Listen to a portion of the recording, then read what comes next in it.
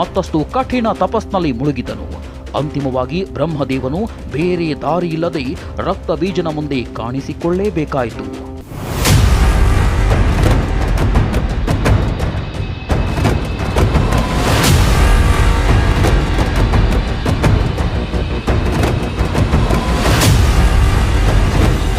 ನಂತರ ಬ್ರಹ್ಮದೇವರು ರಕ್ತಬೀಜನನ್ನ ಆಳವಾದ ಧ್ಯಾನದಿಂದ ಎಬ್ಬಿಸಿ ತನ್ನ ವರವನ್ನ ಕೇಳುವಂತೆ ಹೇಳುತ್ತಾನೆ. ಧ್ಯಾನದಿಂದ ಎದ್ದ ರಕ್ತಬೀಜನು ಬ್ರಹ್ಮದೇವರಿಗೆ ನಮಸ್ಕರಿಸಿ ಅಮರತ್ವದ ವರವನ್ನ ಕೇಳುತ್ತಾನೆ.